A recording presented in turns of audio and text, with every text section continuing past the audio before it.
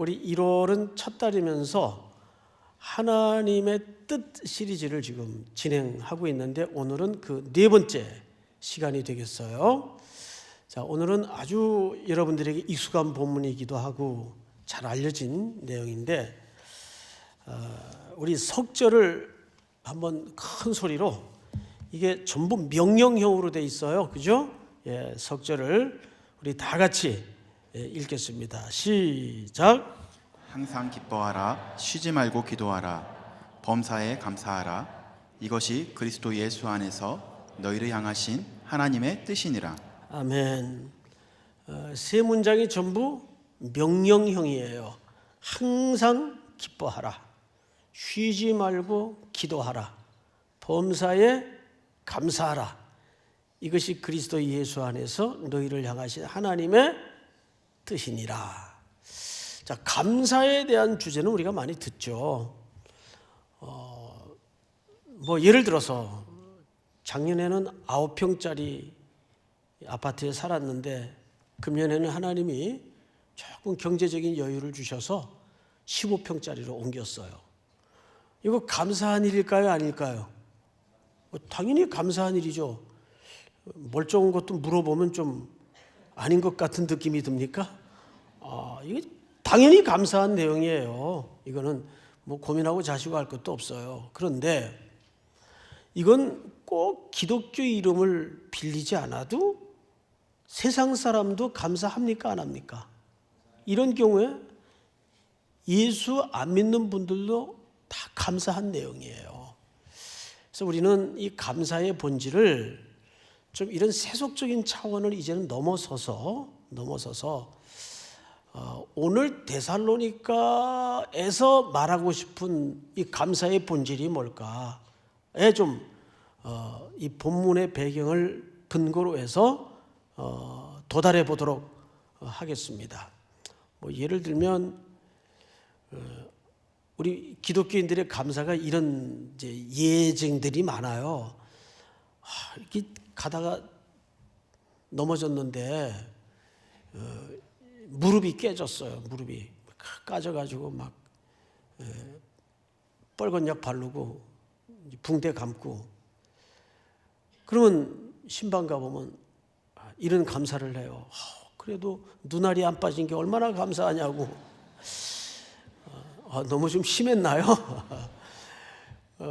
이런 감사, 그것도 감사하지만 데살로니가에서 말하고 싶은 감사의 본질은 조금 차원이 다릅니다. 그래서 우선 데살로니가라는 도시의 성격을 좀 알아야 되고, 데살로니가를 알기 위해서는 빌립보라는 도시를 알아야 돼요. 이 배경을 잠깐 설명을 드릴게요. 우선 이 두 지역은 전부 어디에 얹혀져 있는가 하면 아가야 지방과 마게도냐 지방을 중심으로 얹혀져 있어요. 이렇게 이해하면 간단해요. 인천하고 서울이 어디에 얹혀져 있습니까? 경기도 안에 인천도 있고 서울도 있죠. 예. 그러고 보면 경기도가 꽤 큰 도예요. 자, 그런데 말하자면 마게도냐 지역에 이 빌립보 도시도 있고 데살로니가 도시도 있단 말이에요. 자, 퀴즈 하나 낼게요. 마게도냐의 수도는 이 두 도시 중에 어느 도시가 수도일 것 같습니까? 예, 데살로니가입니다. 성경을 정확히 읽으셨네요. 보통 빌립보로 알고 있어요. 1부, 2부, 3부, 4부 성도들은. 아까도 내가 물어보니까 빌립보요. 근데 빌립보라고 말하기가 쉬운 게 성경에 보면 마게도냐의 첫성 빌립보에 이르러 이렇게 표현을 했거든요. 거기에서 첫성이라는 말은 빅 시티, 가장 큰 성이라는 얘기지 순차적으로 첫 번째 성이거나 수도라는 의미가 아니에요. 수도는 데살로니가입니다. 자, 그런데 이게 전부 마게도냐 안에 있어요. 이때는 아시는 대로 로마 제국 아래 모든 나라가 하나씩 먹혀 들어가던 때입니다. 로마가 빌립보를 먼저 집어삼켰어요. 전명을 하고 보니까 세상에 이런 끔찍하고 야만스러운 지역이 없어요. 이거는 전명을 했지만 감당할 수 없는 사람들이 모여 사는 말 그대로 최악의 야만의 도시예요. 야, 이걸 어떡하나 하다가 로마 제국이 아이디어를 하나 낸 겁니다. 퇴역 장군들을 중심으로 해서 로마에 편제되어 있던 속국들의 군사들을 대거 이쪽으로 이주를 시킵니다. 병력들을 옵션을 주고 여기에서 로마의 문화와 로마의 정신과 로마의 기강을 잘 세팅해서 재개발을 해내면 로마의 시민권과 함께 모든 로마 시민권자들이 누리는 특권을 그대들에게 부여하겠다. 이렇게 된 거죠. 그래서 일로 반강제적으로 이주한 이 빌립보에 살기 시작한 로마 체제하의 모든 군인들이 불량배들, 깡패들, 삶이 괴팍한 사람들 다 몰아내고 여기에다가 말 그대로 리틀 로마를 세운 겁니다. 그래서 빌립보 도시라는 도시의 별명이 리틀 로마예요. 그래서 로마를 알려면 빌립보를 가보면 돼요. 그 정도로 작은 로마다운 도시가 새롭게 건설이 된 겁니다. 이걸 옆에 도시인 데살로니카에서 본 거예요.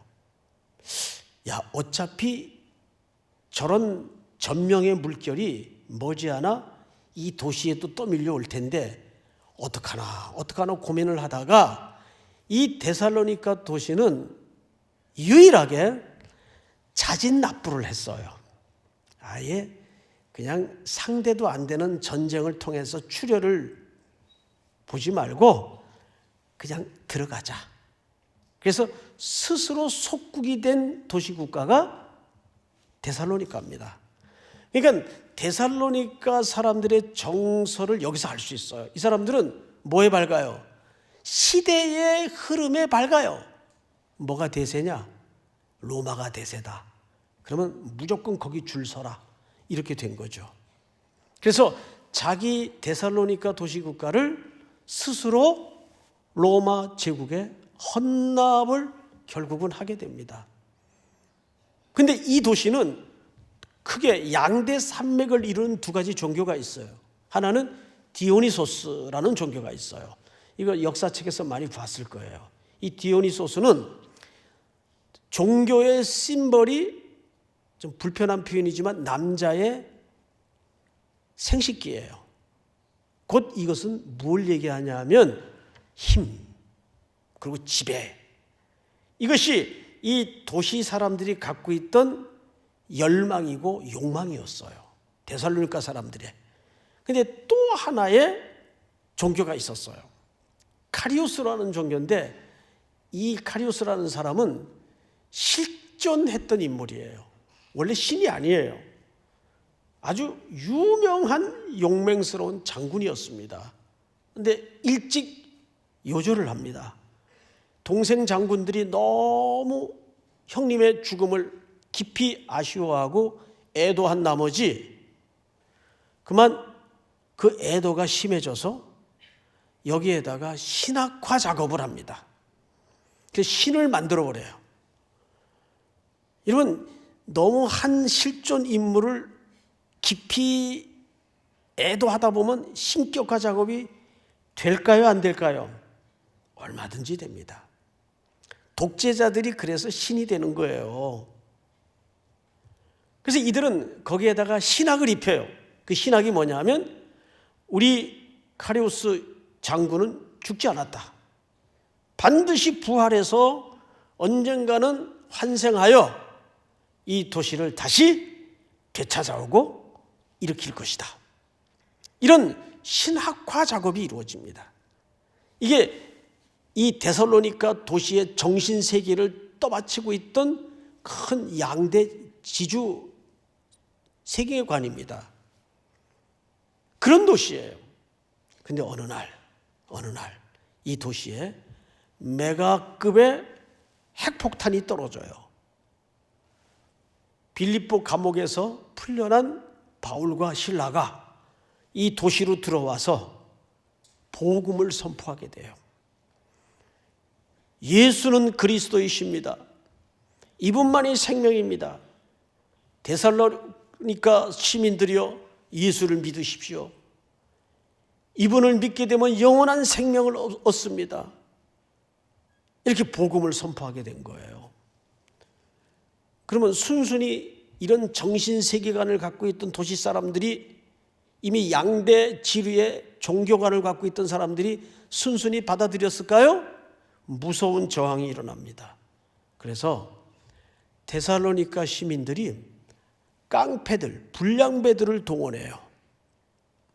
동원해서 사도 바울이 묵고 있던 집이 누구네 집인가 하면 야손이라는 사람의 집이에요.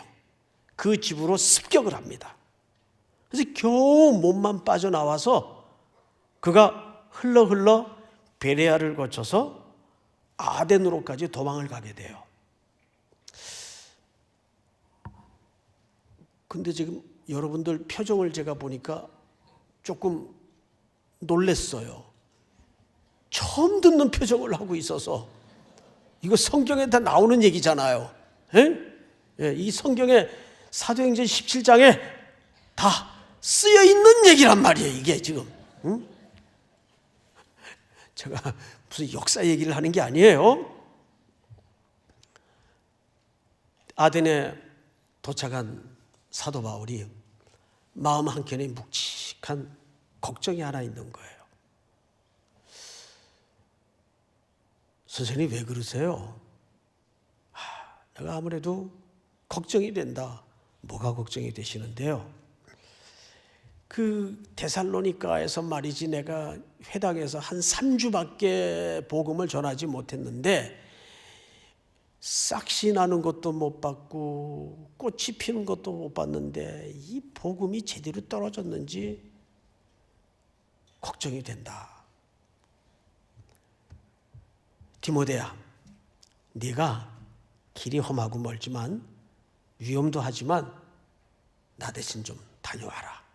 해서 디모데가 심부름으로 데살로니가로 떠났어요. 근데 이 친구가 오질 않아요. 이제 나오려나 저제 나오려나, 아하, 이건 무슨 병고가 났구나 기다리고 있는데 한참 예정 시간을 지나서 디모데가 돌아왔어요. 이 사람아 왜 이렇게 늦었나? 그래서 디모데가, 선생님 걱정 많으셨죠? 제가 길이 험하고 워낙 머니까 오고 가는 길에 제가 좀 탈이 났었습니다. 이 디모데가 위장도 약하고 몸이 약해요. 그래서 병명이 걸어다니는 종합병원이에요. 병명이. 그러니까 중간에 길이 험하니까 병이 났던 거예요. 아니 그러면 지금은 건강합니다. 잘 됐네. 그래, 거기 일은 좀 어떻게 됐나? 선생님 염려 많으셨죠? 빨리 얘기해 보게. 걱정하지 마십시오. 놀라운 소식이 있습니다. 소식을 들어보니까 세상에 바울이 3주밖에 복음을 전하지 않았는데 뭐 거의 단기 선교죠. 우리식으로 표현하자면. 그런데 그 지역에 가난하고 공고한 사람들이 복음을 들은 게 아니라 고관 부인들, 장관 부인들, 이런 귀족 부인들이 예수를 믿게 된 거예요. 그러면 이 사람들이 뭘 각오해야 되냐 하면 무시무시한 박탈과 누리고 살던 모든 기득권들을 포기해야 되는 핍박이 가해집니다. 이 뜻밖의 소식을 사도 바울이 듣게 된 겁니다. 자, 우리 한 장을 앞으로 넘겨서 데살로니가전서 3장을 열어보세요.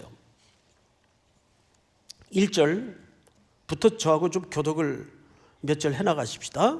이러므로 우리가 참다 못하여 우리만 아덴에 머물기를 좋게 생각하고 우리 형제 곧 그리스도의 복음을 전하는 하나님의 일꾼인 디모데를 보내노니 이는 너희를 굳건하게 하고 너희 믿음에 대하여 위로하므로 아무도 이 여러 환난 중에 흔들리지 않게 하려 함이라.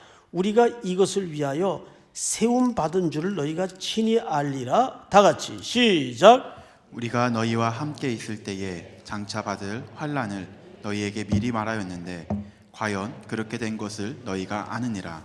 이건 무슨 얘기냐 하면 바울이 이 복음을 전할 때 데살로니가 시민 여러분, 이 복음을 받아들이게 되면 다 건강해지고 다 부자가 되고 되는 일마다 대박이 납니다. 이런 복음을 전한 게 아니에요. 바울이 한 얘기가 이미 내가 그때 복음을 전할 때 여러분들에게 이 복음을 듣게 되면 복음대로 따라 살게 되면 환난을 각오해야 되고 외로움과 고독한 길을 복음과 함께 고난받는 길을 각오해야 됩니다라고 미리 일러두지 않았습니까? 그 얘기예요. 4절을 제가 다시 한번 읽어드릴게요. 우리가 너희와 함께 있을 때 장차 받을 환난을 너희에게 미리 말하였는데 과연 그렇게 된 것을 너희가 아느니라. 이러므로 나도 참다 못하여 너희 믿음을 알기 위하여 그를 보내었노니 이는 혹 시험하는 자가 너희를 시험하여 우리 수고를 헛되게 할까 함이니. 6절 시작. 지금은 디모데가 너희에게로부터 와서 너희 믿음과 사랑의 기쁜 소식을 우리에게 전하고 또 너희가 항상 우리를 잘 생각하여 우리가 너희를 간절히 보고자 함과 같이 너희도 우리를 간절히 보고자 한다 하니. 이러므로 형제들아 우리가 모든 궁핍과 환난 가운데서 너희 믿음으로 말미암아 너희에게 위로를 받았노라. 그러므로 너희가 주 안에 굳게 선즉 우리가 이제는 살리라. 다 같이 시작. 우리가 우리 하나님 앞에서 너희로 말미암아 모든 기쁨으로 기뻐하니 너희를 위하여 능히 어떠한 감사로 하나님께 보답할까. 그 고관 부인들 귀족들이 복음을 듣고 나서 모든 기득권을 박탈당하고 무섭게 달겨드는 환난과 고난 앞에 기쁨으로 잘 견디고 있더라 그 말이에요. 자, 1장으로 넘겨볼까요? 1장 2절. 우리가 너희 모두로 말미암아 항상 하나님께 감사하며 기도할 때에 너희를 기억함은 너희 믿음의 역사와 사랑의 수고와 우리 주 예수 그리스도에 대한 소망의 인내를 우리 하나님 아버지 앞에 끊임없이 기억함이니 하나님의 사랑하심을 받은 형제들아 너희를 택하심을 아노라. 이는 우리 복음이 너희에게 말로만 이른 것이 아니라 또한 능력과 성령과 큰 확신으로 된 것임이라. 우리가 너희 가운데서 너희를 위하여 어떠한 사람이 된 것은 너희가 아는 바와 같으니라. 6절 다 같이 시작. 또 너희는 많은 환난 가운데서 성령의 기쁨으로 말씀을 받아 우리와 주를 본받는 자가 되었으니. 다 같이 그러므로 너희가 마게도냐와 아가야에 있는 모든 믿는 자의 본이 되었느니라. 여러분 6절에 뭐라 그랬어요? 또 너희는 많은 환난 가운데서 성령의 기쁨으로 말씀을 받아 우리와 주를 본받은 자가 되었으니. 할렐루야. 여러분 이들의 감사는 뭐가 챙겨지거나 생겨서 하는 감사가 아니에요. 빼앗기고 고난당하고 환난 속에서도 사도행전 5장 41절을 한번 띄워볼까요? 이렇게 돼 있어요.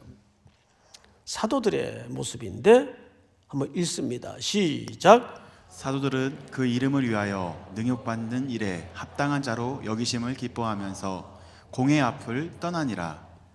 사도들의 기쁨은 오히려 자기들이 당하는 핍박과 목배임과 투옥과 환난과 고난을 우리도 예수께서 걸어가신 그 길에 똑같은 자로 여김을 받고 있구나. 그것을 기뻐했다고요.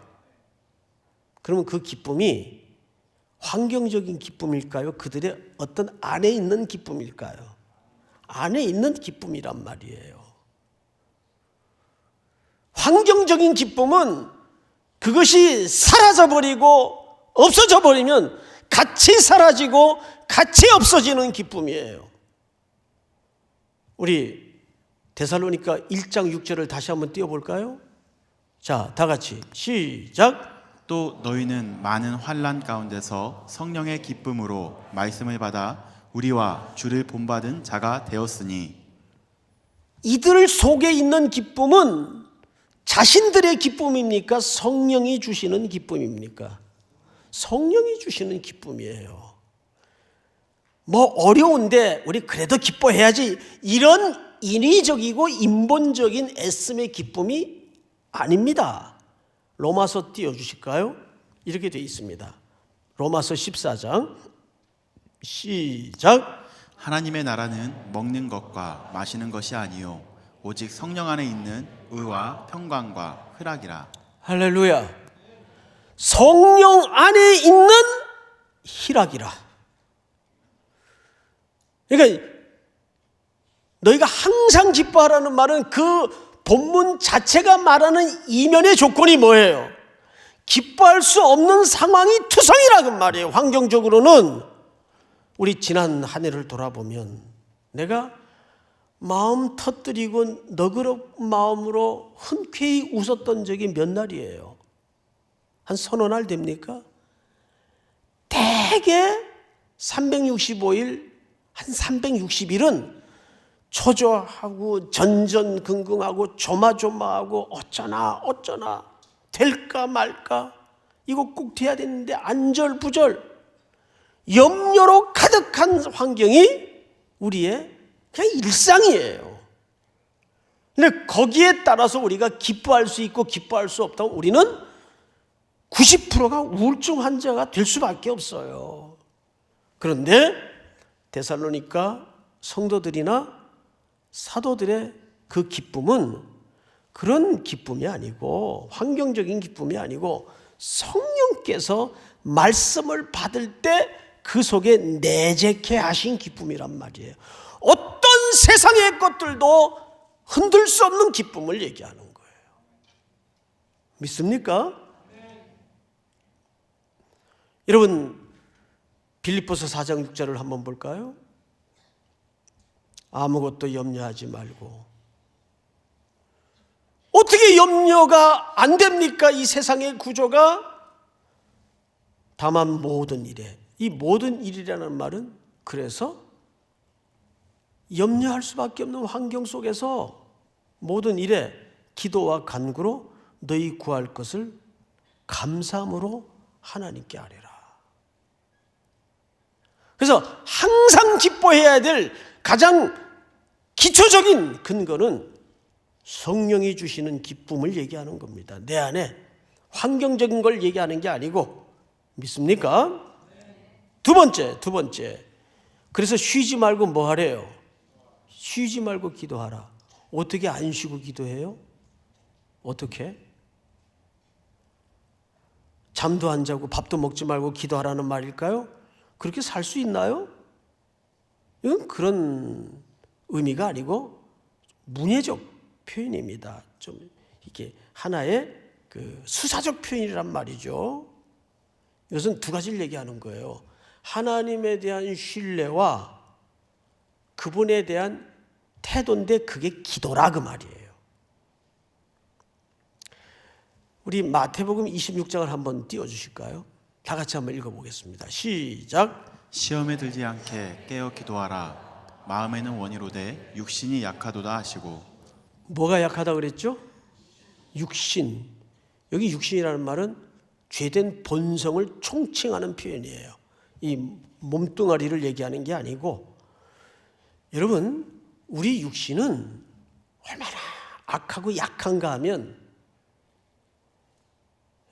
이렇게 매일 새벽 예배에 나와서 기도하고 성경 읽고 일주일에 3번씩 예배를 드려도 짬짬이 죄를 향하는 게 우리 본성이에요. 짬짬이 죄를 향하는 게. 아니면 아니라 그래 보세요. 제가 늘 강조하지만 사람이 시간 남고 돈 있으면 뭐 한다고요? 죄 지어요. 시간 남고 돈 있는데 선한 일 해야지. 이거 거의 없다고 보면 정확합니다. 그게 우리 육신이에요. 그래서 쉬지 말라는 말은 틈을 주지 마라 그 말이에요. 왜? 우리는 여지가 없으니까. 여지가 없는, 빈틈없는 꼼꼼한 죄인이니까 그 뜻입니다. 여지가 없으니까. 사랑하는 성도 여러분, 이게 성경이 가르치는 인간에 대한 피할 수 없는 진단이에요. 그래서 쉬지 말고 기도하라는 말은 우리가 육신이 약하니까 사탄은 얼마나 대단한가 하면 여러분 머리 꼭대기에 있어요. 하여간 하나님과 나 사이에 바늘구멍만한 빈틈만 생겨도 이 사탄이라는 놈은 귀신같이 알아요. 사탄이 귀신이죠. 그러니까 정말 귀신같이 알아요. 사탄은. 그래서 여지없이 그 틈바구니를 파고들어서 하나님과 우리를 떼놓으려는 몸부림을 쳐요. 평생을 나를 따라다녀요. 내가 숨머져 주 앞에 세워지는 그 순간까지. 그래서 우리는 쉬지 않고 기도해야 돼요. 그 말은 무릎 꿇고 형태를 갖추라는 표현보다는 우리의 의식이 그분을 신뢰하고 우리의 신뢰가 항상 하나님을 향하고 있어야 된다고 말이에요. 그래서 밥 먹을 때든지 운전할 때든지 비즈니스 현장에서든지 호흡 들고 나는 그 순간에도 주님 나 떠나시면 안 돼요. 주님 나 붙잡아 주셔야 돼요. 믿습니까? 쉬지 말고 기도하라. 마지막으로 세 번째 범사에 감사하라. 범사라는 말이 뭘 전제합니까? 감사할 수 없는 환경이 부지기수다 그 말이죠. 기뻐할 때야 기뻐하라 그러지 않아도 기뻐해요 그냥. 에? 감사하고. 근데 우리 삶의 환경 자체가 1000가지 만가지가 기뻐할 수 없고 감사할 수 없는 환경이잖아요. 기도 못하게 만들고. 그런데 범사에 감사라는 말은 이 감사라는 말이 유카리스테스라는 말을 써요. 유카리스테스. 이게 성찬식이라는 말이에요.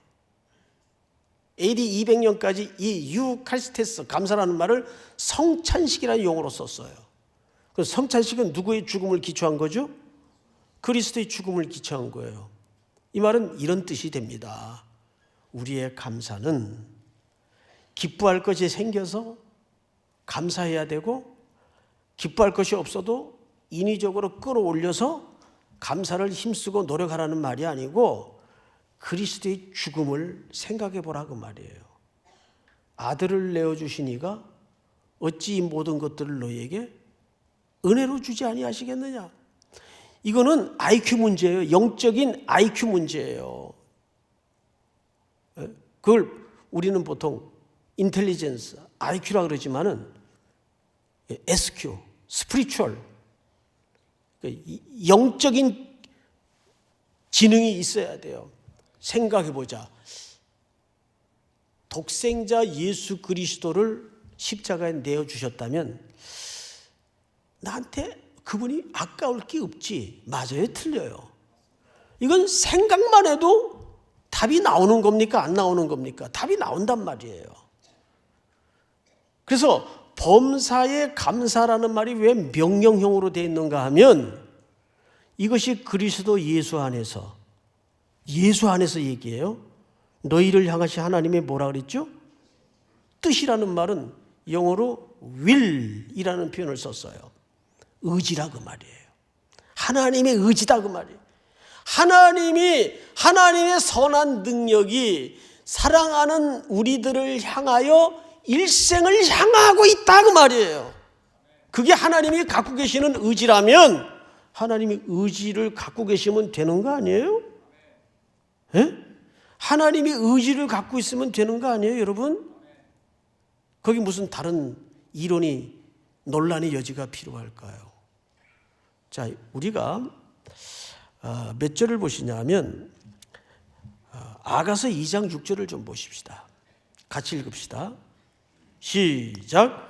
그가 왼팔로 내 머리를 고이고 오른팔로 나를 안는구나. 요즘 금요 기도회 때마다 아가서 강의를 시작했고 세 번째 시간을 끝냈는데 구절구절이 에로틱한 묘사가 많아서 우리 청년들 앞에 앉혀놓고 강의하기가 굉장히 좀 낯뜨겁거나 민망한 표현이 굉장히 많습니다. 듣기를 원하는 분들은 교회 와서 불금을 하세요. 교회 와서. 근데 그 모두가 신랑이신 그리스도와 그리스도의 신부격인 교회와 우리와의 열애적 관계를, 사랑의 관계를 그렇게 에로틱한 문예적 표현으로 설명을 한 거예요. 그런 차원에서 이해를 하면 너무너무 가슴이 뛰어요. 자, 이 본문을 좀 보십시다. 그가 왼팔로 또 오른팔로라는 말이 써져 있죠. 일단 왼쪽, 오른쪽은 나중에 내버려 두고 해석을 하고 팔만 먼저 얘기합시다. 팔은 성경에서 보통 어떤 의미로 사용이 되나요? 팔 하면 능력과 보호입니다. 하나님의 능력과 보호를 묘사할 때 팔이라는 표현을 써요. 그런데 왜 왼팔이고 왜 오른팔입니까? 이건 어떤 학자는 왼팔은 약한 팔이고 오른팔은 강한 팔이라는 의미라고 해석을 알레고리컬하게 했는데 그러면 왼손잡이는 말이 안 되잖아요. 그런 의미가 아니라 좀 다른 의미가 있습니다. 자, 본문을 잘 보시면 왼팔로 내 머리를 어떻게 하고 고이고, 그러면 이 왼팔은 보이는 팔일까요? 안 보이는 팔일까요? 이건 안 보이는 팔이에요. 자, 그리고 오른팔로는 나를 어떻게 하셨어요? 안으셨어요. 그러면 안으시는 오른팔은 보이는 팔일까요? 안 보이는 팔일까요? 이건 보이는 팔이에요. 안 보이는 팔이라고 해서 하나님이 지금 나한테 힘을 안 쓰고 계시나요? 그런 거예요? 이건 보이지 않을 뿐이지 하나님이 여전히 왼팔로 나를 지금 어떻게 하고 계세요? 머리를 고이고 계신단 말이에요. 이건 우리 성도들에게 어떤 모습으로 나타나는가 하면 정확하게 이런 뜻입니다. 어떤 때는 하나님이 내게 외면하시는 것 같고 침묵하시는 것 같고 돌아 앉으신 것 같아요. 하나님 없어. 이런 느낌이 확 와닿을 인생의 시간들이 있어요, 없어요? 그런데 정말 그때 하나님께서 나를 외면하셨고 돌아 앉으셨나요? 아니란 말이죠. 그때는 내 느낌과 내 눈에 하나님의 팔이 안 보인 것뿐이지 하나님은 보이지 않는 시간 속에 나를 떠받치고 있는 거예요. 예를 하나 듭시다. 요셉이 형들에게 팔려서 애굽으로 던져졌어요. 종살이가 시작이 됩니다. 근데 열심히 살았는데 가정 총무가 될 정도로 인정받고 살았는데 상급은 못 줄커녕 억울한 누명이 씌워져서 나중에 어디로 들어가죠? 감옥에 들어가요. 근데 그때마다 요셉의 인생의 후렴구가 어떤 단어가 등장합니까? 여호와께서 요셉과 함께 하시니 그가 형통한 자가 되었더라. 뭔 그런 형통이 다 있어요? 요셉의 입장에서 어떤 느낌이었을까요? 하나님 나한테 왜 이러실까? 정말 해도 너무한 것 아닐까? 날 정말 버리셨나? 그런데 여러분, 요셉에게 그런 하나님의 손길이 보이지 않는 시간들이 없었다면 총리의 자리에 영광도 있었을까요? 없었을까요? 없었어요. 총리의 자리에 앉힐 때는 하나님의 보이는 팔이 나타난 겁니다. 근데 그 이전에는 하나님이 보이지 않는 팔로 요셉이 감옥에 갇혀져 있는 시기가, 그리고 그 술장관에 의해서 잊혀진 시기가 딱 2년이에요. 성경에 보면 2년 동안 일반 역사책을 보면 바로의 궁궐에 무시무시한 내전이 일어나요. 정권이 뒤바뀌는. 그러면 국가와 국가 간의 전쟁이 무서워요? 정말 내전이 무서워요? 내전이 훨씬 무섭습니다.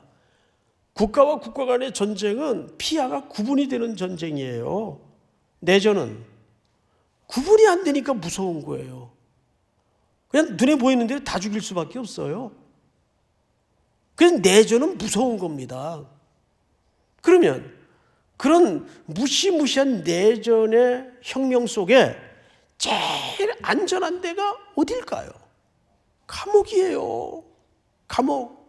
그때는 보이지 않는 팔로 하나님께서 요셉을 손으로 덮어놓은 시간이에요. 저 위험한 곳 내가 이를 때면 주 손으로 어떻게 하시고 덮으시고. 잊혀진 거죠. 표면적 역사 속에서는 난 끝났어. 운 없는 놈은 그렇지 뭐. 그런데 하나님의 오른팔이 역사하는 순간 드디어 카이로스의 시간이 드러나는 거예요. 크로노스의 시간 없이 카이로스의 시간이 올 수 있었던가요? 절대 오지 않습니다. 할렐루야. 그것이 오늘 아가서 2장 6절에 왼팔로는 내 머리를 고이시고 오른팔로는 안 오셨도다. 할렐루야. 여기 지금 대부분의 분들이 하나님의 왼팔의 시간을 잘 감당하고 있는 분들이 있고, 이게 뭐지 하는 분들도 있을 거예요. 그러나 중요한 것은 범사에 감사하라. 아들의 죽음을 걸고 감사하라고 명령할 때는 이것이 그리스도 예수 안에서 너희를 향하신 하나님의 뭐라? 의지. 말씀으로 천지를 만드시고 해달별을 거시는 분인데, 그분이 의지를 갖고 계시면 우리의 형편과 유무에 따라서 이게 취소될 수도 있고 안 될 수도 있는 문제가 아니란 말이에요. 말 안 들으면 뼈를 한 번쯤 부러뜨려서라도 이러면 안 되는데 한 번쯤 어떻게 혼을 내서라도 고쳐서 하나님의 목적지에다가 끌어다 놓는 거예요. 믿습니까? 그래서 성경은 명령으로 얘기하는 거예요. 내 의지를 믿어라. 내 약속을 믿어라. 내 약속을 붙들어라. 믿습니까? 2020년 2020 다시 우리에게 주시는 구정의 새해는 우리 모든 형제자매들 인생길에 이 세 가지 명령이 깊이 묵상되어지고 순종되어지는 복이 있기를 축원합니다. 다 일어나십시다.